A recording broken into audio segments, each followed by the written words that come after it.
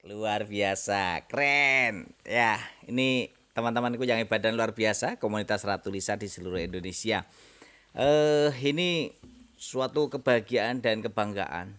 Rekan Mbak Dwi Sulistiorini sama Mas Egi Fajar Andalas ini dari UM Malang. Ini saya diberi hadiah buku sastra lisan. Nah, saya masih ingat betul saat kuliah sastra lisan di semester 1 atau semester 2 ya waktu itu ya. Diampu oleh dosen saya yang luar biasa, Profesor Dr. Bani Sudardi M. Hum dari FIB UNS dulu Fakultas Sastra. Ini luar biasa. Jadi kalau bicara masalah sastra lisan tentu tidak bisa lepas dari upaya kita untuk senantiasa melihat komponen-komponen bagaimana bisa kita lihat. Jadi kalau bukunya Mbak Dwi ini memang betul-betul bicara tentang bagaimana hakikat sastra lisan itu bisa dikuasai, dipahami dan dimengerti. Lalu metode penelitian sastra lisan, pendekatan dalam kajian sastra lisan dan penerapan kajian sastra lisan. Jadi ini menjadi sangat penting untuk kita pahami bagaimana sastra lisan itu bisa dilestarikan sebagai bentuk budaya komunikasi yang tentu saja bisa memberikan kontribusi dan warna tersendiri dalam sebuah strategi komunikasi.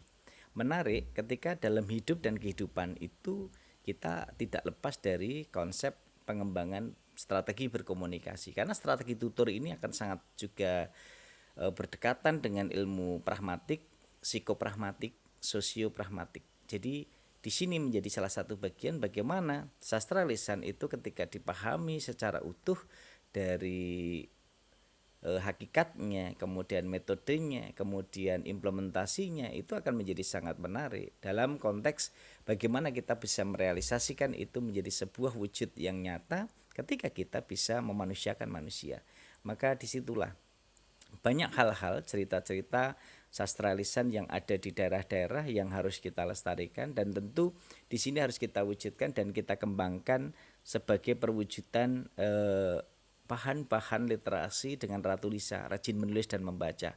Mengapa demikian? Kalau hanya lisan saja nanti ketika yang sumber sastra lisan ini sudah meninggal, maka kita akan terputus. Tapi ketika sastra lisan atau cerita-cerita dari masyarakat, cerita rakyat dan sebagainya, bentuk apapun, ketika nanti sudah kita lakukan proses literasi dengan Ratu Lisa, rajin menulis dan membaca, maka akan menjadi tulisan seperti ini. Ini akan abadi sepanjang hayat.